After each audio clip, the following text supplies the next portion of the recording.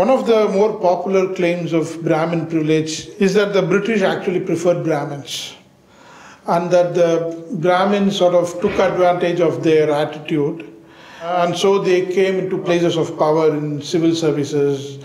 They became doctors and judges and all these places of power and influence. And so even in Tamil Nadu, that is why the Justice Party was formed, to curb the power of Brahmins. But in your book, complete opposite thing you are saying, that the British didn't actually like Brahmins. So how can you explain this? Well, we have to look at the data points. A, if we go back to the history of it, the collector of Tanjore, in a representation to Sir James Caird, has said that there is no other community except Brahmins which has been so hostile to the British rule. So it is documented over there, and we have put that.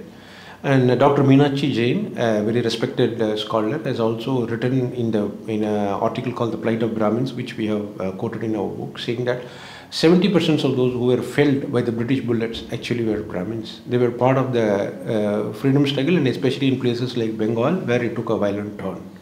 And even in a place like Tamil Nadu, since you quoted, after the death of Kalakshar Rayase, the assassination of him, the Brahmin community was viewed with suspicion by the British.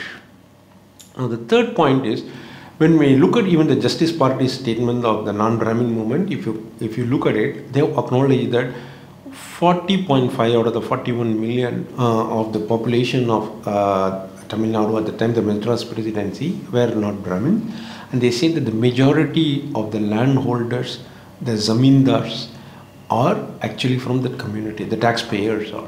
So the rich and powerful were not actually Brahmins exclusively. So their claim was that the Justice Party's entire issue at that time was that Brahmins are occupying seats of power disproportionately to their population.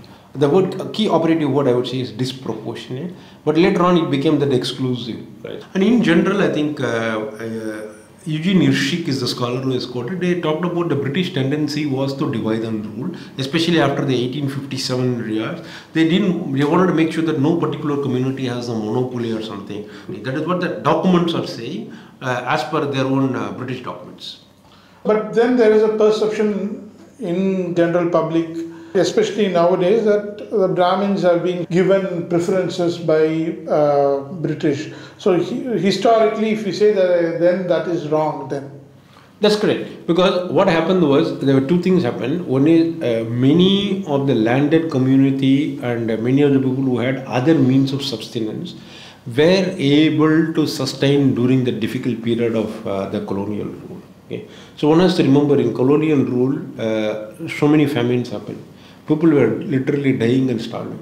So when the British started taxing the land heavily, the communities like Brahmins who didn't have no major stake in the lands, they had no other opportunity, so they had to take up the education part of it at the time, where British wanted a class of interpreters, they called it. They didn't want to educate the Indian public, right? So they wanted a class of interpreters. So a lot of Brahmins did take up the jobs over there, but they were forced to take up those jobs. Hence there is a perception that British gave jobs to the Brahmins. No, it was not like that. They didn't support one community explicitly. At least the British data is clear on that.